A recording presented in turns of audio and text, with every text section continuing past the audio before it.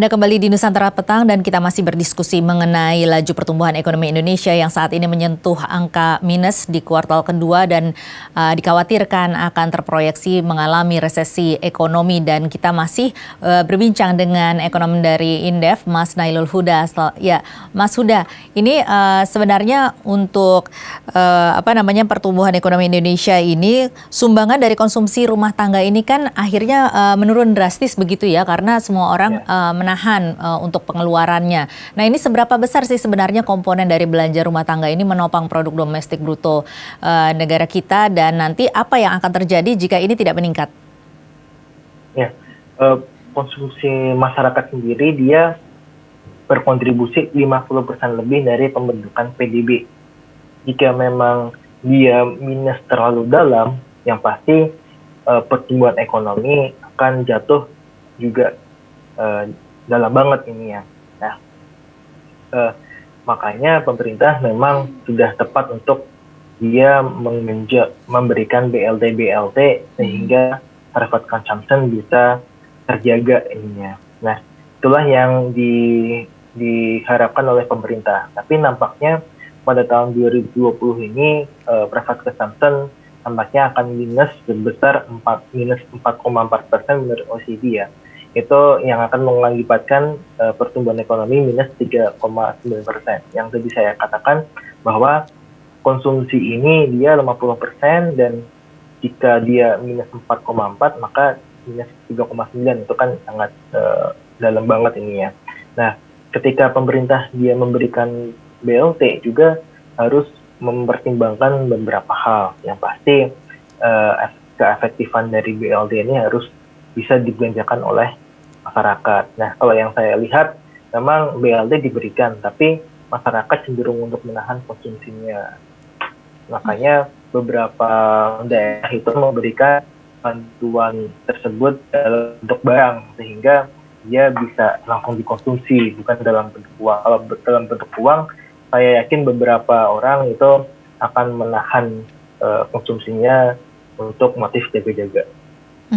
Ini Anda mengatakan bahwa tahun depan harus bisa rebound begitu ya, setidaknya dari tahun 2022. Apa yang terjadi jika tidak bisa? Kalau yang terjadi memang saya nggak bisa mengharapkan bahwa tahun 2023 pertumbuhan ekonomi kita masih minus karena ada pandemi ini. Tapi yang saya harapkan tahun depan ini beberapa lembaga luar negeri memprediksi tumbuh positif, tapi di satu sisi itu nggak ada skenario itu adalah tidak ada gelombang kedua ataupun gelombang ketiga, keempat, dan seterusnya, bahwa pandemi ini bisa kelar pada akhir tahun. Nah, kalau kita dulu sejarah pandemi flu Spanish atau flu Spanyol, itu yang terjadi adalah gelombang pertama, gelombang kedua, sama gelombang tiga. Hasil selama 2 tahun berturut-turut pertumbuhan ekonomi dunia itu minus ini ya. Nah, yang saya khawatirkan juga terjadi pada tahun pandemi COVID, yang dimana sampai saat ini untuk keberlanjutan adanya vaksin atau enggak itu masih belum tanya jelas. ininya. Ya. Nah, saya harapkan sih tahun depan itu sudah bisa positif lah ininya. Ini peningkatan berpositif. Iya, menurut Anda berapa banyak atau berapa persen peningkatan penduduk miskin akibat hal ini?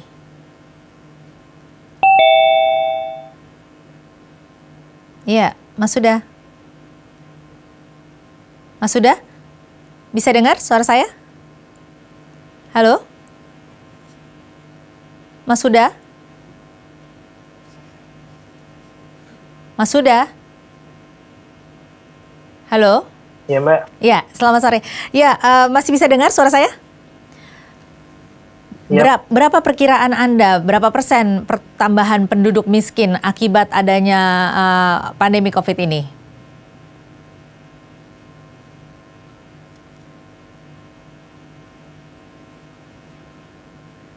Halo, Mas Huda?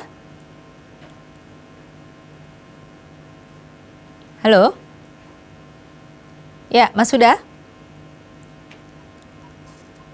Halo. Halo. Ya, Mas Ya, Huda, Mbak. bisa dengar? Bisa dengar suara Halo, saya? Mbak.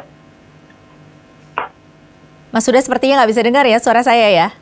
Bisa dengar?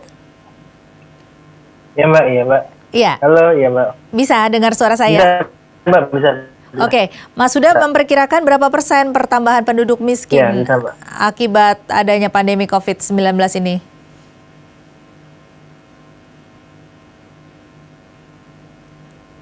Mas Huda? Eh, untuk penduduk miskin ya, Mbak? Ya? Iya, Iya, Mbak. iya, silakan. Ya, Mbak. Iya, silakan Mas. Ya, untuk penduduk miskin, Mbak ya. Iya. Hmm. Kalau saya Indonesia adanya pandemi ini bisa, saya ini bukan untuk menakuti, tapi bisa sampai 12% dari persentase penduduk miskin Indonesia dari ini sampai 12%.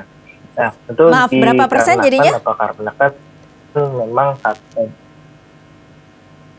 sampai 12%, Mbak. Sampai 12%. Nah ini oke baik, ini kan merupakan angka yang cukup besar begitu ya. Nah tetapi tentunya kan kita tidak bisa terpuruk begitu saja dan kita harus bangkit begitu ya Mas. Sudah kira-kira peluang dan apa yang bisa kita lakukan atau peluang bisnis apa yang bisa dilakukan oleh masyarakat agar bisa bangkit secara ekonomi? Iya. Sebenarnya yang bisa dilakukan oleh pemerintah itu adalah memberikan bantuan ke UMKM langsung. Karena apa? Karena UMKM ini dia berdampak besar kepada kemiskinan, kepada pengangguran. Itu saya kira dampak positif dari sangat makanya pemerintah fokus yang kedua masyarakat dia ketika diberi bantuan harus mengungsikan kita nggak bisa manfaat itu konsumsi, tapi saya ketika masyarakatnya mendapatkan bantuan tunai itu dikonsumsikan sehingga konsumsi rumah tangga Indonesia bisa itu bisa nggak karena seperti konsumsi rumah tangga terlama pertumbuhan juga minus juga yang signifikan nih ketika masyarakat menggunakan uang lah putaran Indonesia itu Mas Huda, Mas Huda, maaf ini sepertinya koneksinya kurang baik ya sehingga suara Anda tidak bisa terdengar dengan jelas. Iya, dan karena keterbatasan durasi, saya terpaksa harus menyudahi pembicaraan kita. Mas Huda, terima kasih banyak telah bergabung bersama kami di Nusantara Petang. Terima kasih.